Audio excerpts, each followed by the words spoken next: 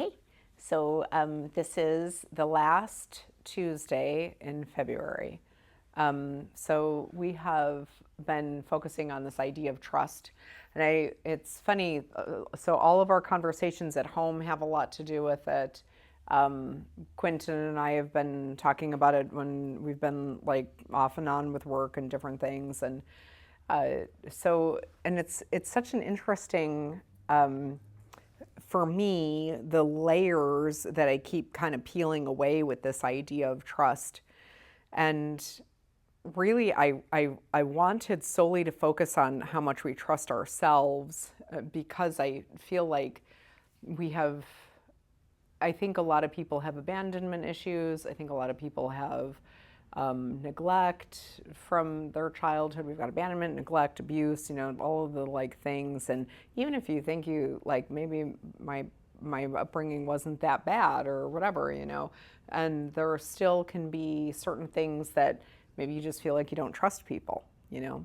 And so, but what I've found and what I feel to be true is that those types of things that we experience in our upbringing have a beautiful way of flowering insecurities in us. And so when we have insecurities, then it just turns into a lack of trust of, I don't trust myself, right? And I can fill in the blank on whatever that is. Until we start to prove to ourselves a little bit that we can trust ourselves. And that takes time. Rob and I, we were just talking about even we're in a full blossom stage of our life, right? Would you say, Rob's? La. But you're still learning, and you're still changing, and you're still developing. You're still putting in different boundaries, creating new behavioral traits, even at this stage, and forward in your life.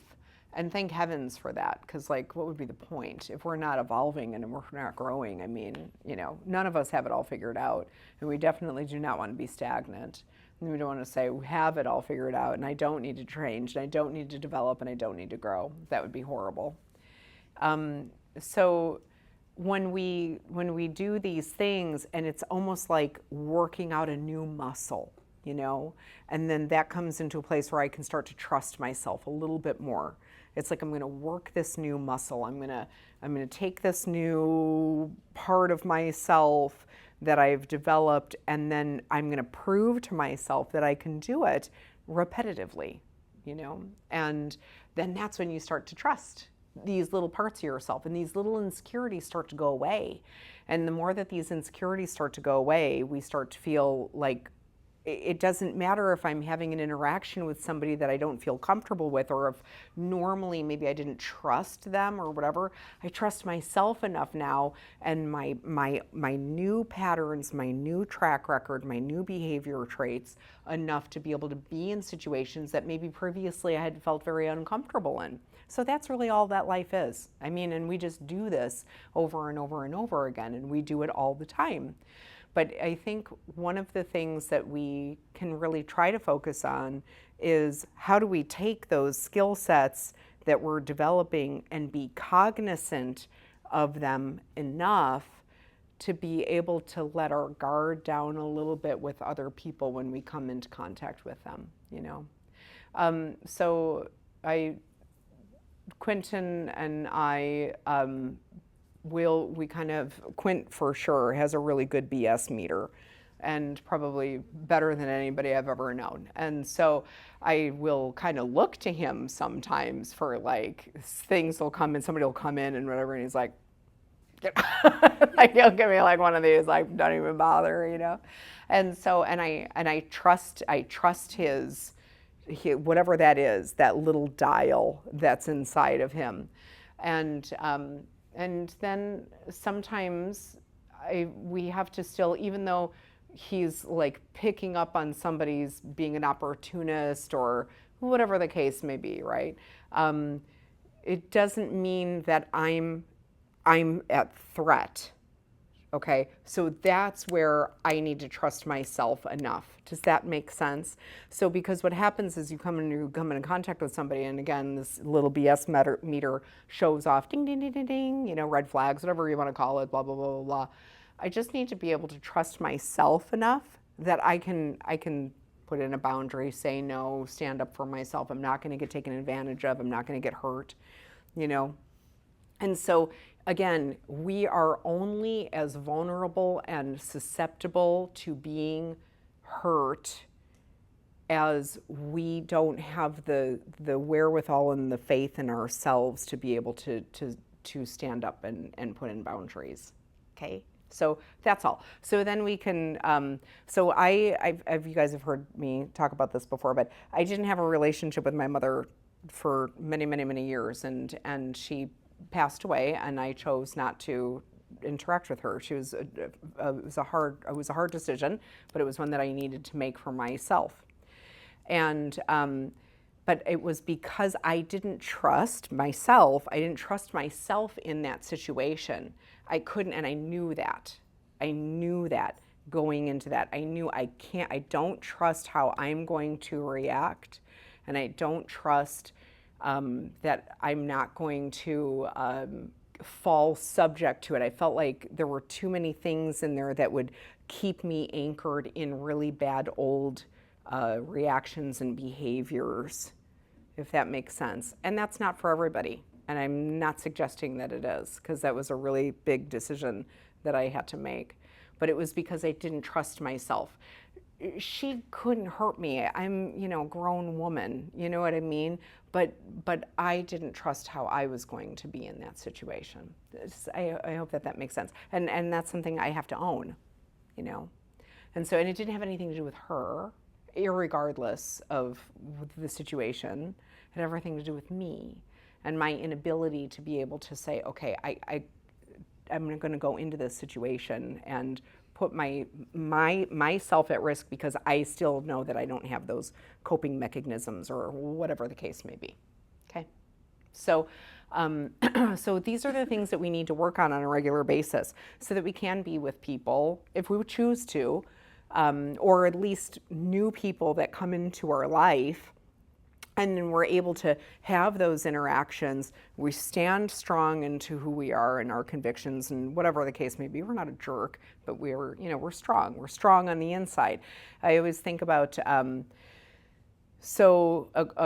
a tree that has a really good solid root base is usually one that has been pushed around a lot, right? These trees that have a lot of wind blowing at them on a regular basis, those have really deep, strong root bases. So those trials that we go through are actually quite helpful, If you drive around the valley after a really big monsoon storm, you see trees all over the place because those trees in the valley don't get a lot of action.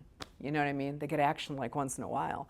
And so then it happens and then it's like, boom, they're gone, And so that's why when we have these things that show up in our life, we just need to be able to it's like little baby steps, right? So maybe I felt intimidated or threatened or scared even.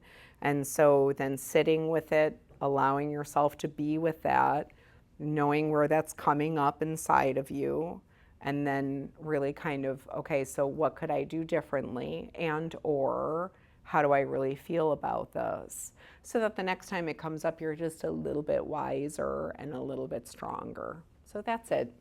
I mean, I make it sound like it's really easy. It takes a lot of consciousness, So, okie dokie artichokes. Everybody here is a meditator. I don't think is there there's somebody here that's new, right? I feel like these are all faces that I've seen. You guys are new. Do you meditate?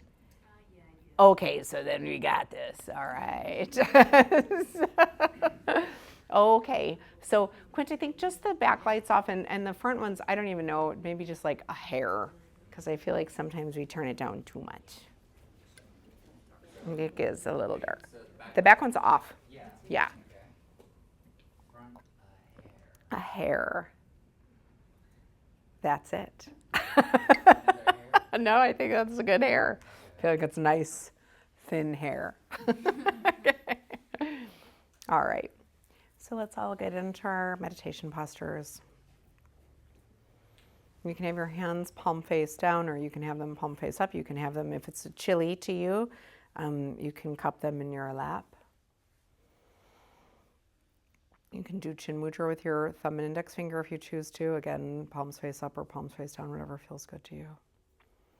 And then, again, lift the crown of the head toward the ceiling. Tuck your chin slightly. Allow everything to come back into center, and then sink your sits bones into your cushion or seat. Shoulders back. Little soft smile on your face, and eyes just so gently falling shut.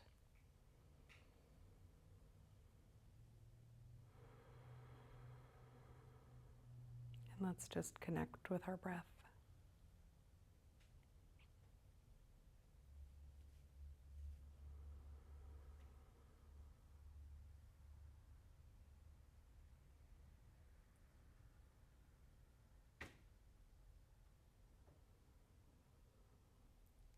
So start to feel and be more aware of the feeling of the air coming in and out of your nose.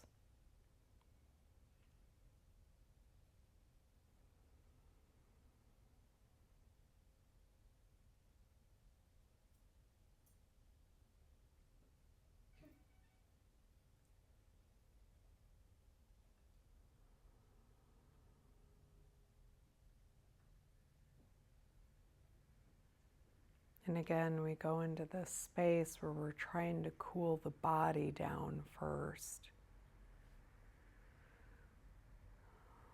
So there's a centering that's happening inside of you right now, and a stillness that's showing up with the breath. And the best way to do that is to just be with that breath. Feel the inhales and the exhales. Be aware of it in the back of your throat. Be aware of it in the expansion, contraction of your lungs and your diaphragm.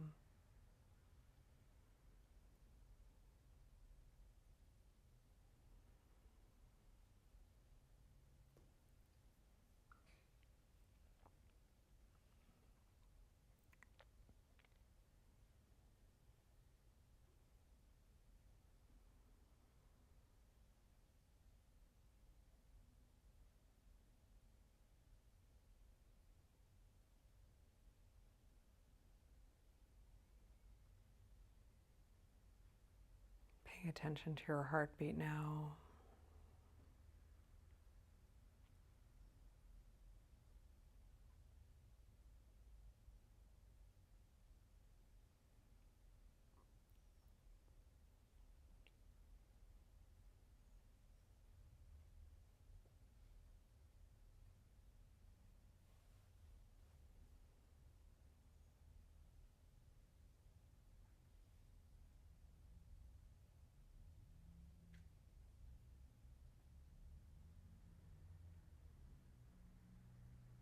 Checking in with your nervous system.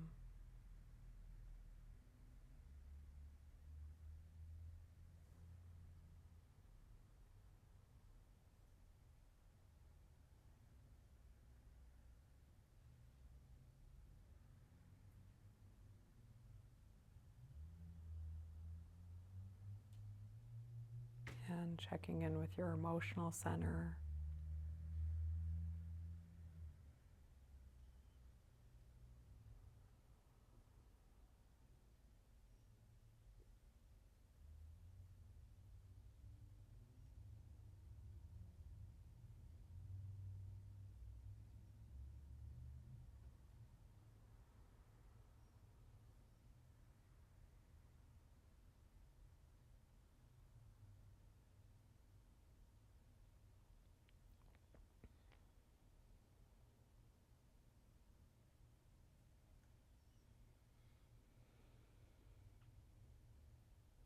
And now we can just start to be with our mind a little bit.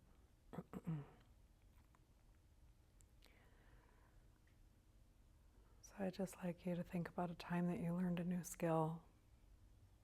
And it could be riding a bicycle or learning how to use a specific tool, or maybe it was the first time you learned algebra. I don't know. But there was a skill that was completely foreign to you at one point in time and then became second nature.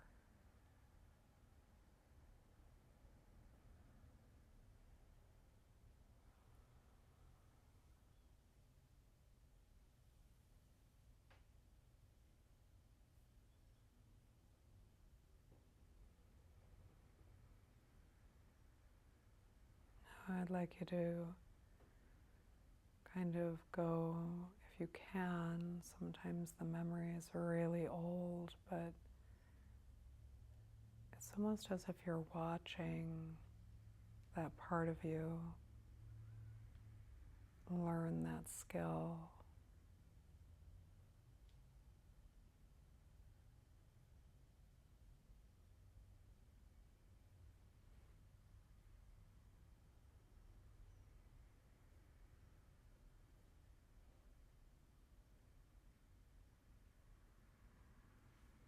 If you can, catch the look of accomplishment and self-gratification.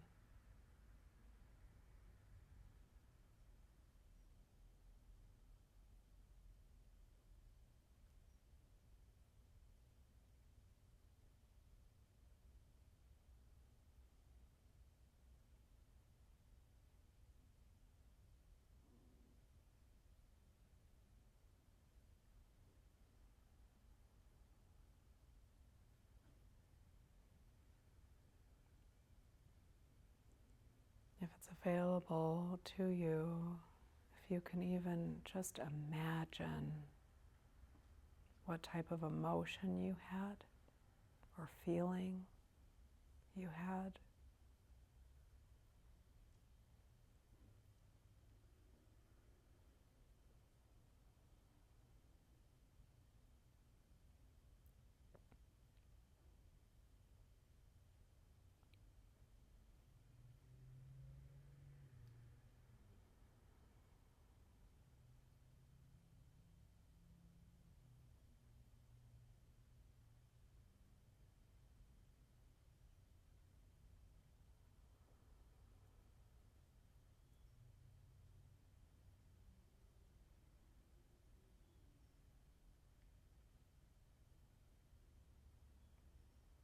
And it's as if you could just wear that emotion like a suit for just a moment.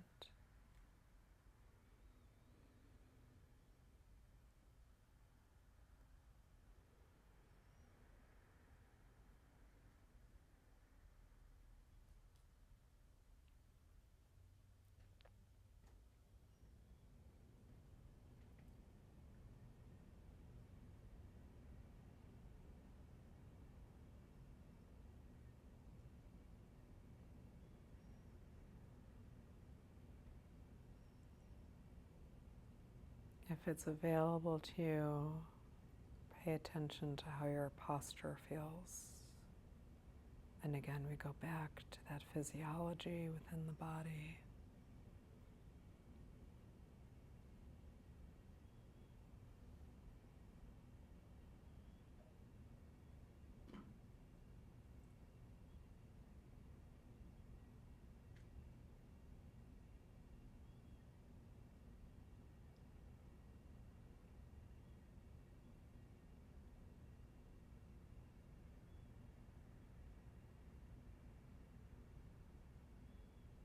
So now taking that energy that you've created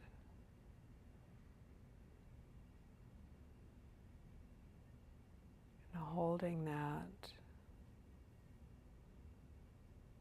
as you envision maybe a situation that you wish you would have said something different or been able to put in a boundary, or just something where it's like I allowed myself to be intimidated or felt weak, taking this energy that you've created and stepping into that situation. Refrain from putting words to it. It's just an image and a feeling in your body. And stand strong in that moment with yourself.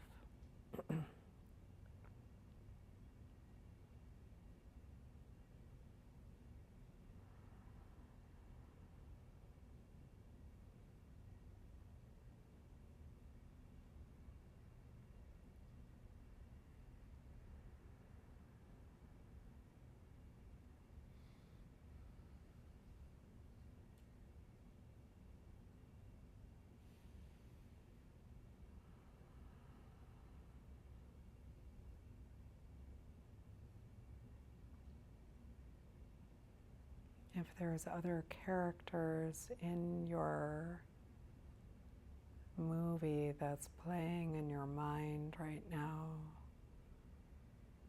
try to refrain from focusing on them too much and just focus on your own body and physiology and how you stand in that setting.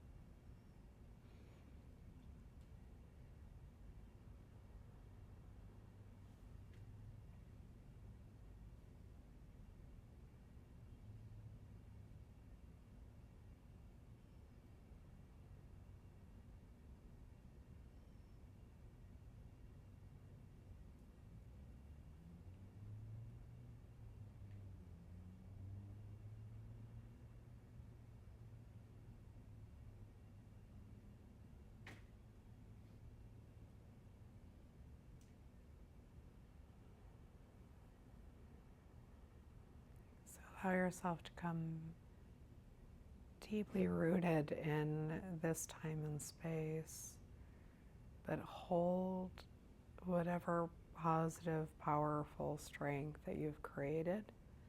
Hold it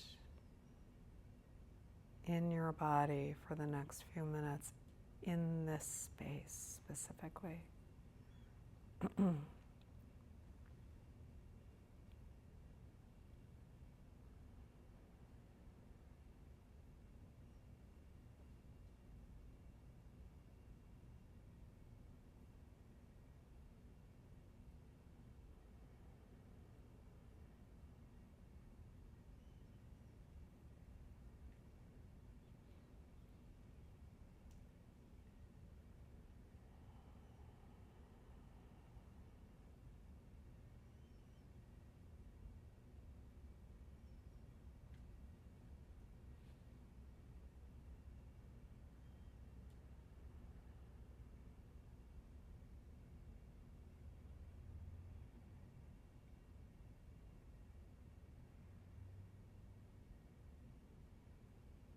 You can let go of the concentration, but maintain the feeling.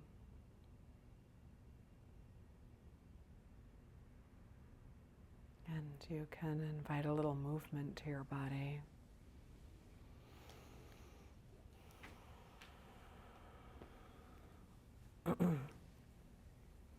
And when you're ready, and not a moment before, you can open up your eyes.